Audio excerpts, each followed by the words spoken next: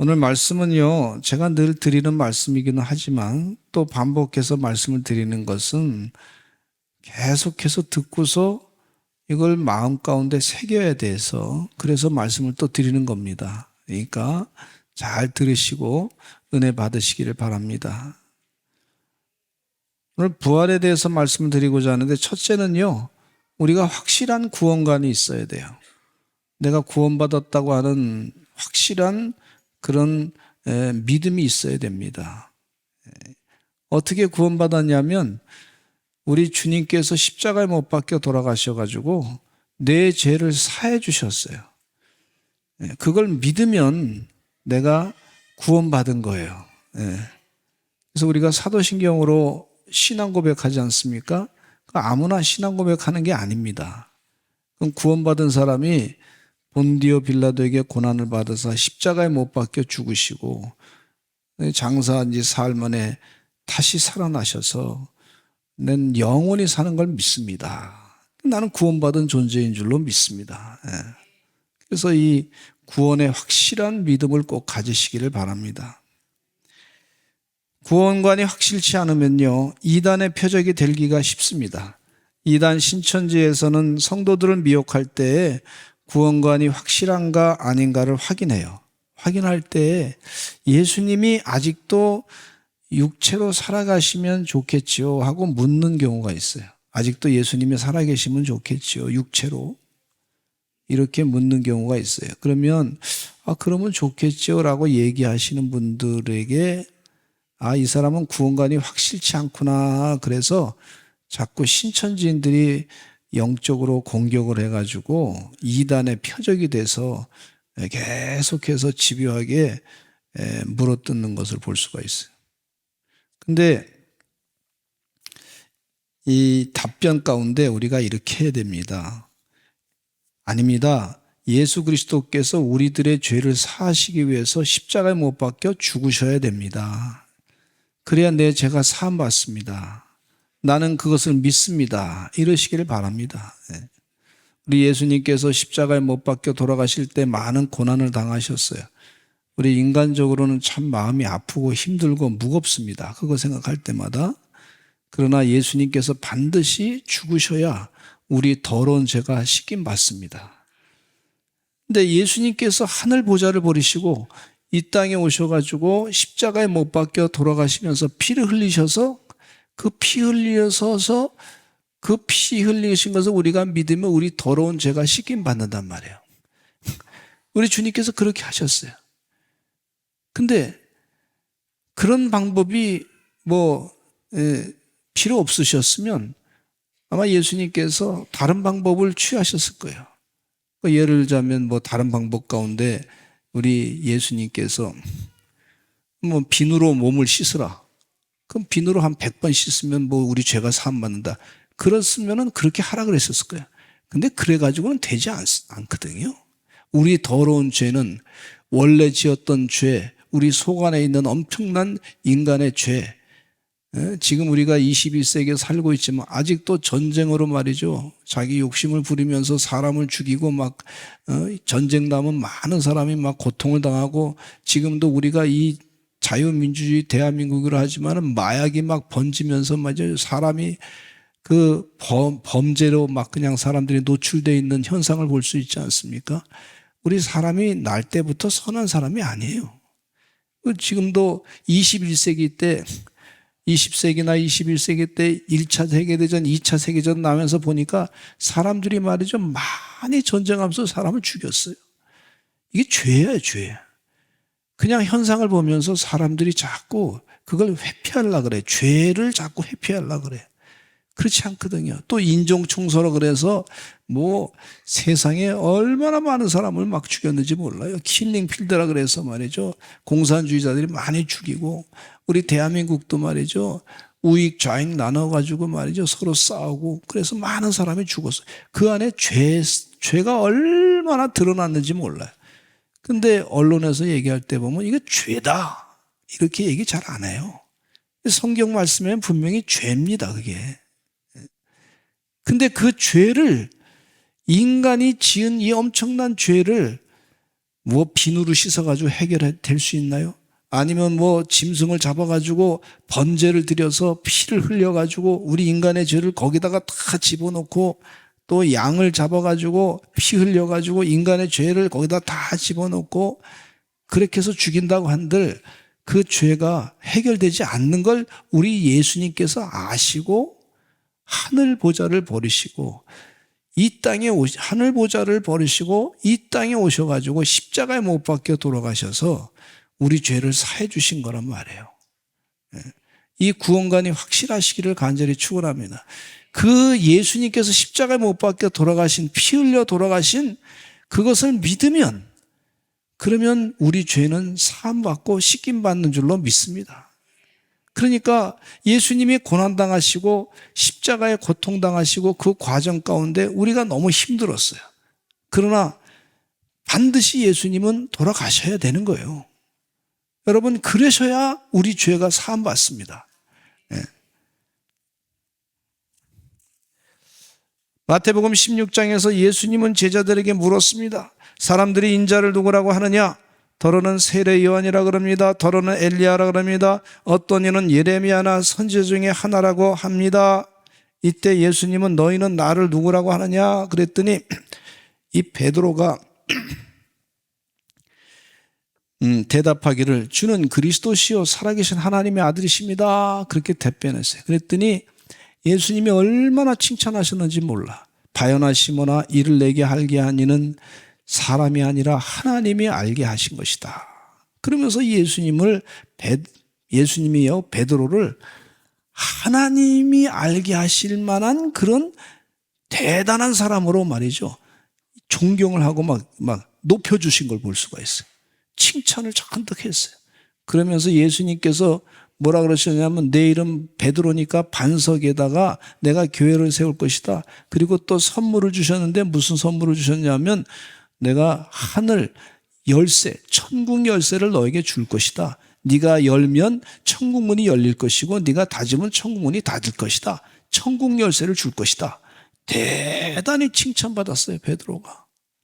그런데 그 다음에 예수님께서 또 뭐라고 하셨냐면 내가 대제사장들과 장로들에게 고난을 받고 3일 만에 다시 살아날 것이다. 그렇게 말씀하셨는데 베드로가 또 나서가지고 뭐라 그러냐면 우쭐대면서 이런 얘기를 했어요. 우리 마태복음 16장 23절에 읽겠습니다. 죄송합니다. 우쭐대면서 이렇게 주님 절대 그렇게 하지 마세요. 예수님 절대 고난당하시면 안 됩니다. 예수님 죽으시면 안 됩니다. 이렇게 얘기했단 말이에요. 항변해서 얘기했다. 예수님에 대해서 막 항거를 해서 그렇게 얘기했어요. 그랬더니 예수님이 이런 말씀하고 있어요. 마태복음 16장 23절에 이게 참 중요한 말씀인데 읽겠습니다. 시작. 예수께서 돌이키시며 베드로에게 이르시되 사단아 내 뒤로 물러가라. 너는 나를 넘어지게 하는 자로다. 네가 하나님의 일을 생각하지 아니하고 도리어 사람의 일을 생각하는도다 하시고 했어요. 이 얘기는 무슨 얘기냐면 마귀의 얘기를 지금 베드로가 하고 있다는 거예요. 너는 마귀다. 너 왜는 하나님의 일은 생각하지 아니고 사람 일만 생각하느냐.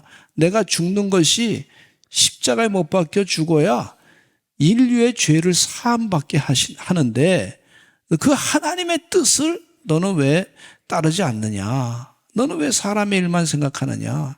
이 베드로는 어떤 마음이 있었냐면 예수님의 나라가 임하면 자기가 국무총리인 대신 돼가지고 한 목 좀 잡아보려고 세상에서 큰 소리 치고 살려고 그렇게 생각하고 예수님을 따랐던 사람이었어요. 예수님의 제자들이 다 그랬단 말이죠. 그러니까 사람 생각만 잔뜩 한 거예요. 우리가 구원받는 것은요, 사람의 생각으로 구원받는 게 아닙니다. 그러면 사람 생각하라 그랬지, 예수님께서. 너 철학 공부하라 그랬지. 그거 가지고 구원받는 게 아니에요. 구원받는 것은, 죄사함 받는 것은 바로 예수님께서 십자가에 못 박혀 돌아가셔서 피를 흘리셔서 죽으셔야 내 죄가 사함 받는 줄로 믿습니다. 이게 하나님의 일이에요. 하나님의 일. 그래서 우리가 이 감상적으로 인간적으로 생각할 때 예수님 죽지 않았으면 좋겠습니다. 지금까지도 그냥 살아계셨으면 좋겠습니다. 이렇게 얘기하는 것이 사탄의 미혹일 수 있다는 겁니다. 그래서 구원관이 확실한 우리 서산제일감리교 성도가 되셔야 될 줄로 믿습니다.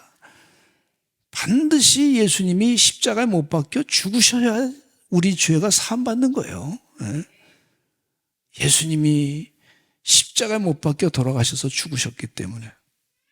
그래서 어떤 사람들은 이 예수님이 십자가에 못 박혀 돌아가시는 피해 그것을 자꾸 다른 것으로 자꾸 돌리는 경우가 있어요. 돈을 많이 벌어서 그렇지 않습니다. 여러분, 돈 벌어가지고 구원받는 게 아니에요. 헌금을 돈을 많이 했다 그래서 구원받는 거 아니에요. 무엇을 믿어야 되냐면 예수님께서 십자가에 못 박혀 돌아가셔서 내 죄를 사해 주셨습니다. 이것을 믿을 때 믿습니다. 그건 내가 믿습니다. 그리고 사도신경을 확실하게 고백하고 말이죠. 그럴 때 구원받게 되는 줄로 믿습니다. 그러니까 미혹하는 영에 빠지지 마시기를 간절히 바랍니다. 두 번째는요, 예수님이 완전히 죽으셨다가 다시 사신 거예요. 부활은요, 완전히 죽음이 전제돼야 부활입니다, 이게. 죽지 않고 어떻게 부활해 있어요? 논리적으로 말이 안 되는 거예요. 근데 예수님은 분명히 죽으시고 다시 살아나신 거예요. 근데 이 세상의 얘기 가운데는 부활이라고 하는 말을 여러 가지로 이렇게 인간적으로 생각해서 사용할 때가 있어요. 그거는 성경적인 그런 개념이 아닐 수가 있는 겁니다. 그냥 소설에서 또 이런 일반적인 사람들이 얘기하는 것 가운데 그렇게 얘기할 수 있는데 그것과 예수님의 부활과는 혼동하지 말아야 될 줄로 믿습니다. 특별히 톨스토이라고 하는 사람의 소설 가운데 부활이라고 하는 소설이 있어요. 이 부활이라고 하는 소설에는요, 인류에 남을 만한 감동적인 좋은 소설이잖아요. 카츄샤라고 하는 여인이 있었는데 하인으로 사는데 네필로 도프라고 하는 귀족이 군대에서 휴가 왔다가 그 여인을 사랑하게 돼가지고 말이죠. 하룻밤 잠을 잤단 말이에요. 그래서 이 여인이 원치 않은 임신을 하게 됐고 그것으로 말미암아 그 집에서 살 수 없게 돼가지고 결국 쫓겨나게 됐는데 그 아이는 죽고 이 여인은 살 길이 없어가지고 자기 몸을 파는 그런 일을 하게 됐단 말이에요. 그런데 이 여인이 자기 몸을 팔고 그러다가 어느 사람을 죽이는 사건에 연루가 됐어요. 그래서 이 여인이 재판에 처하게 됐는데 이제 그 여인이 이 재판에서 죽을 수밖에 없는 그런 사형에 처할 수밖에 없는 그런 상황이었단 말이에요. 그런데 이 네필로 도프라고 하는 사람이 마침 배심원이 돼가지고 그 여인을 변호하기 시작했어. 가만히 생각해보니까 이 여인이 잘못된 게 아니고 내가 행동했던 것이 또 잘못되고 해서 그래서 용서해달라고 그 여인한테 얘기하고 그러면서 사람들한테 막 사면을 요청하고 자기가 귀족이라고 하는 그런 귀족의 그 권한까지도 다 내려놓으면서 그 여인을 구명운동을 해가지고 결국 그 여인이 살아나게 됐다. 그런 내용입니다. 내용이 참 좋습니다. 소설로 참 멋있는 내용이에요. 그것이 부활이에요. 그 소설책 가운데 부활. 근데 이건 성경적인 부활하고는 다릅니다. 이건 회복입니다. 이거 회복. 성경적인 부활은 예수님께서 완전히 죽으셨다가 사신 것이 바로 부활이란 말이에요. 이거 착각하지 마시기 바랍니다. 그건 회복이지. 또 어떤 분은요, 어떤 정치인은 내가 탄핵을 당했다가 다시 이제 복직이 됐다. 그래서 나는 부활의 느낌이다. 물론 그렇게 사용할 수는 있어요. 부활이라는 단어를. 그러나 그거는 회복이에요. 회복. 그러니까 성경적인 부활의 개념은 완전히 죽었다가 다시 사는 것을 얘기하는 겁니다. 아멘. 이 신앙, 하나님의 능력이 그렇게 시원찮지 않나요?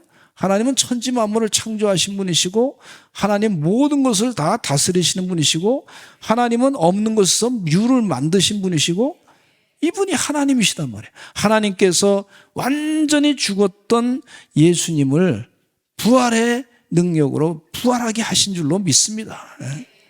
그 어떤 분들은 또 영상 가운데 늘 제가 여러 번 반복해서 얘기하지만 영상 가운데 보니까 예수님의 십자가에서 못 박혀 돌아가실 때 그 피가 땅속으로 흘러 들어가 가지고 그곳은 살아있다는 거야. 피는 살아있다고. 흘러 들어가 가지고 끝까지 그냥 그렇게 죽어도요, 예수님께서. 그래서 뭐 법궤를 만나 가지고 거기서 뭐 큰 역사가 나타나고 기적이 나타났다. 뭐 음부까지 들어갔다. 소설을 쓰고 있더라고, 소설을. 여러분, 죽었다고 한 얘기는 피도 다 죽은 겁니다, 이게. 예. 무슨 얘기인지 아시겠습니까? 피도 다 죽은 거예요. 로마 군병들이요, 예수님을 십자가에서 죽일 때, 예? 그 전쟁에 능한 사람들이요, 십자가에서 창으로 찔러 죽였대. 전쟁 끝나고 나면 사람들 죽었는지 살았는지 말이죠. 죽은 사람들 또 다시 한번 또 찔러보고 또 죽이고 또 그러잖아요. 그렇게 죽였어요, 예수님을. 그러니까 완전히 예수님께서 죽으신 거예요. 그리고서 3일 만에 무덤에 들어가셨다가 3일 만에 다시 부활하신 거예요. 그 예수님은 어떻게 되셨냐면 하나님으로부터 완전히 분리가 됐어요. 주님께서 버리셨어요. 하나님이 버리셨어요. 예수님이 십자가상에서 고백하십니다. 마태복음 20장 46절에 이런 말씀이 있어요. 같이 읽어보겠습니다. 시작. 제9시쯤에 예수께서 크게 소리질러 이르시되 엘리 엘리 라바 사박다니 하시니 이는 곧 나의 하나님 나의 하나님 어찌하여 나를 버리셨나이까 하는 뜻이라 그랬어요. 이 예수님께서 완전히 버림받았어요. 하나님으로부터 버림받는다고 하는 의미를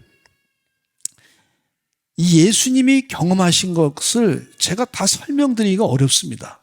왜냐하면 예수님은 하나님의 아들이시고 하나님과 본질적으로 동등된 분이시고 그런 분이, 죄가 없으신 분이 하나님이 나를 버리셨다고 하는 것이 그건 저는 죄인이고 저는 세상에 이렇게 죄인 가운데 한 사람인데 그 예수님이 버림받은 것을 다 설명할 수가 없어요.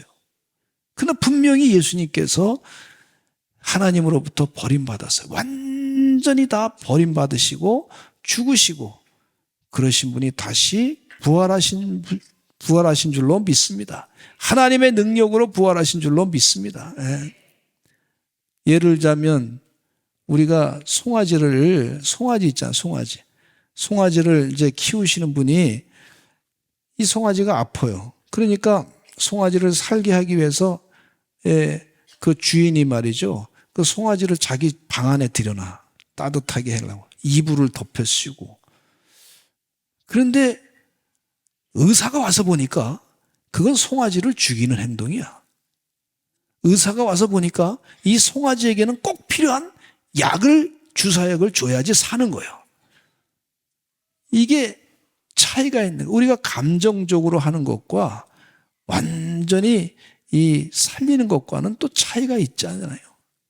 예? 우리 주님께서는 우리 영혼을 살리는 전문가인 줄로 믿습니다. 예?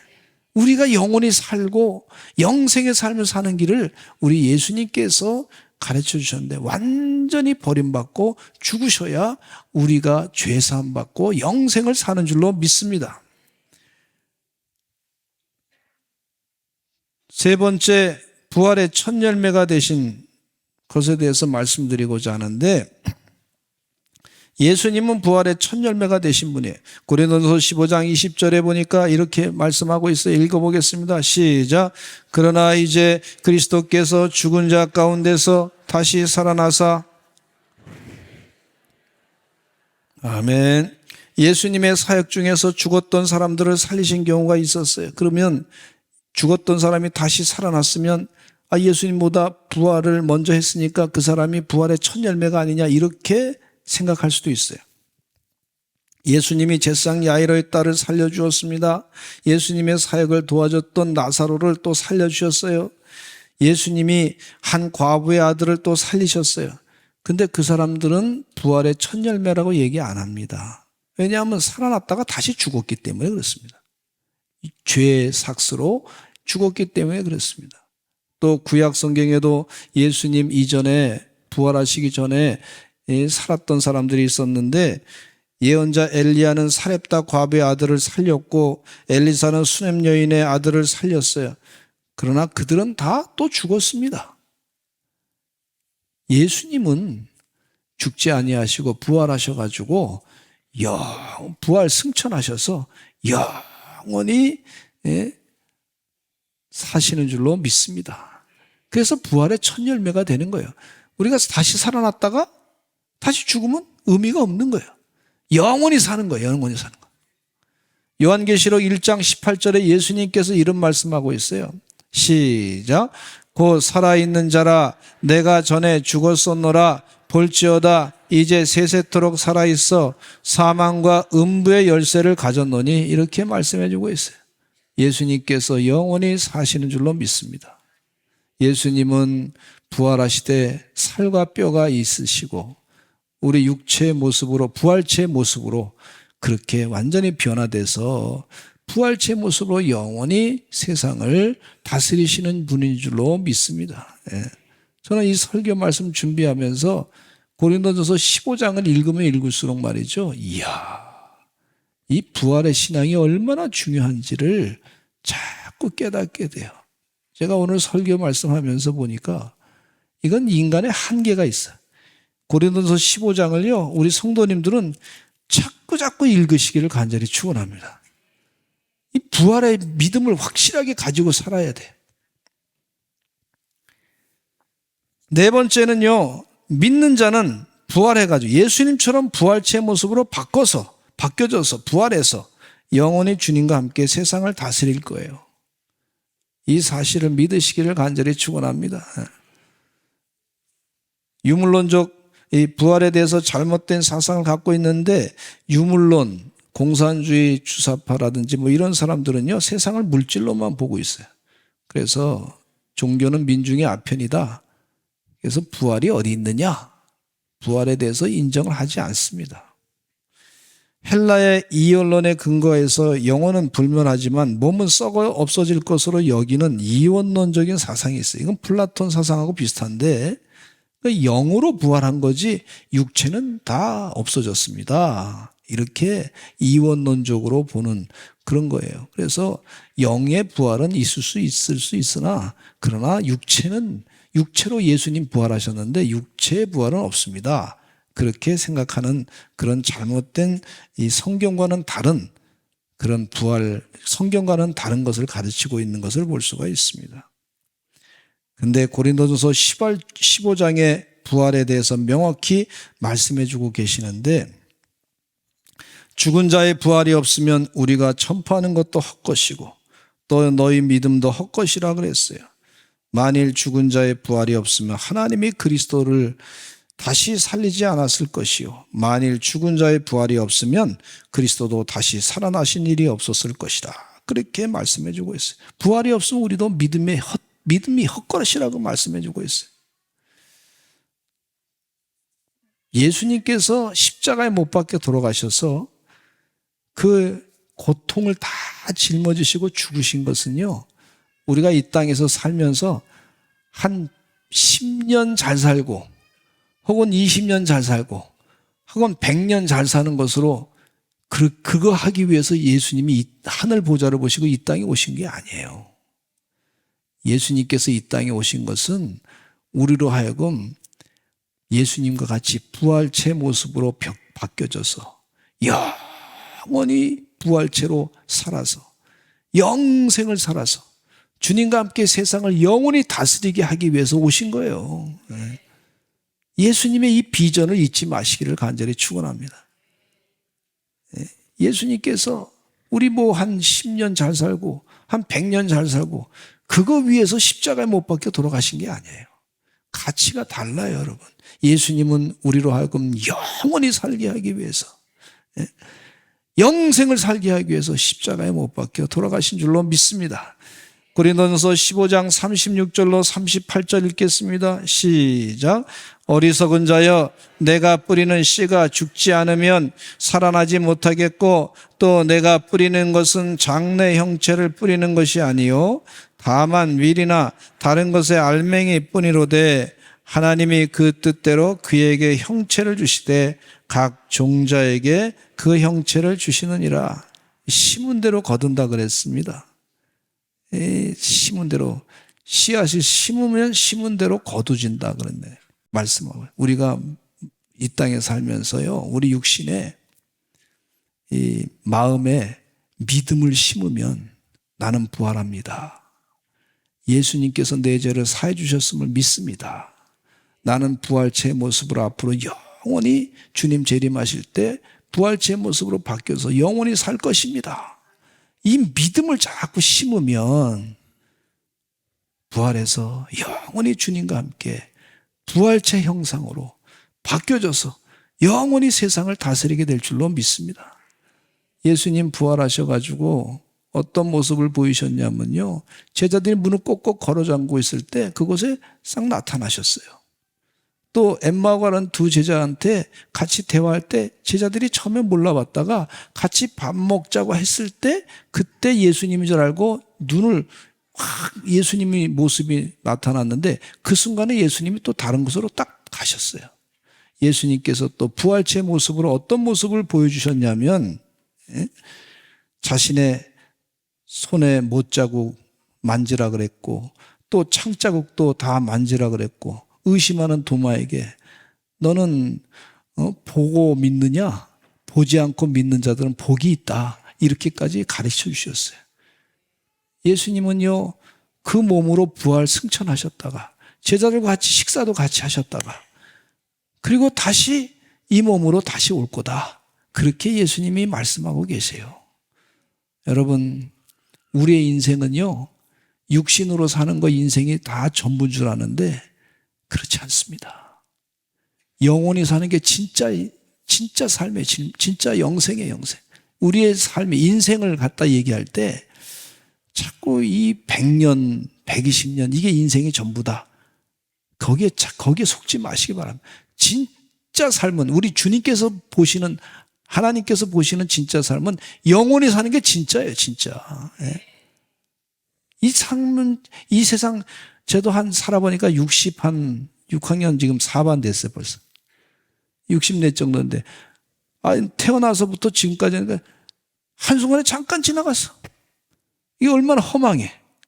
100살이라 그래도 잠깐 우리 교회 우리 그 권사님 가운데 지금 100살 되신 분이 당신 발로 지금 교회 나와서 예배 드렸는데, 잠깐이야, 잠깐 100살이라도.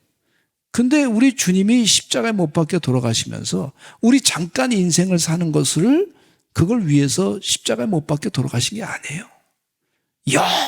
영원히 사는 것을 살게 하기 위해서 오신 거란 말이에요. 아멘. 이 믿음을 꼭 가지시기 바랍니다. 요한복음 3장 10절에 나를 믿는 자는 영원히 살 것이다. 그렇게 말씀해 주고 계세요. 주의 은혜 가운데 그 예수님의 그 사랑을 영원히 사는 그 길을 잊지 마시고 부활의 모습으로 영생의 삶을 사시는 여러분 되시기를 간절히 축원합니다. 또 사도 바울은 계속해서 고린도서 15장 52절로 53절에 이런 말씀하고 있어요. 시작. 나팔 소리가 나매 죽은 자들이 썩지 아니할 것으로 다시 살아나고 우리도 변화되리라. 이 썩을 것이 반드시 썩지 아니할 것을 입겠고 이 죽을 것이 죽지 아니함을 입으리로다. 아멘. 우리 주님과 함께 부활해서 영원히 살게 될 줄로 믿습니다. 할렐루야. 어떤 어르신 가운데 그러더라고. 목사님, 나 이 몸으로 찌글찌글한 몸으로 말이죠, 내가 부활하기 싫습니다. 이런 분도 계세요. 그러지 마세요. 그 부활 때는요, 우리 주님께서 가장 아름다운 모습으로 부활시켜 준다 그랬어요. 너무 걱정하지 마세요. 자꾸 인간의 생각으로 자꾸 주님의 생각을 자꾸 이렇게 혼돈하게 하지 마시기 바랍니다. 우리 주님은 가장 우리들에게 아름답고 귀한 모습으로 다 변하고 바뀌게 하실 줄로 믿습니다. 여러분, 태어나기 전에 여러분들이 내가 이 땅에 태어날 때 내가 박씨로 태어나겠다, 남자로 태어나겠다, 여자로 태어나겠다, 그리고 태어난 사람 아무도 없어요. 그죠? 생각해 보세요. 내가 태어나 보니까 이 세상이야. 눈 떠 보니까 이 세상이야. 저도 그렇더라고요. 제가 이 씨로 태어나겠다. 그리고 작정하고 태어난 사람이 아닙니다, 여러분. 제가 6.25 전쟁 이후에 못 사는 나라에 태어나겠다. 뭐 그러고 작정하고 태어난 사람이 아니야. 태어나 보니까 이 세상 사는 거예요. 그렇잖아요, 여러분 다. 솔직해요, 솔직해요. 그래요. 그리고 그거 생각하면서 무슨 생각하냐면 내가 예수님 믿고 믿음을 가지고 살면 부활체의 모습으로 육신의 장막은 이제 끝나게 될 때 죽게 되면 부활체의 모습으로 다시 이제 때가 되면 바뀔 텐데 그때 눈을 뜨게 되면 또 하나님이 주신 영생의 시간으로 하나님께서 눈 뜨고 다 보게 하실 것이다. 이런 확신이 자꾸 드는 거예요. 이 성경 말씀 고린도전서 혹은 성경 말씀 읽을 때마다 그런 확신이 드는 거예요. 여러분, 영생의 삶이 진짜입니다. 부활체의 삶으로 사는 것이 진짜입니다. 이 땅의 삶은 잠깐 지나가는 것이고 진짜 영원히 사는 삶을 소망하며 믿음으로 사시는 여러분 되시기를 간절히 축원합니다.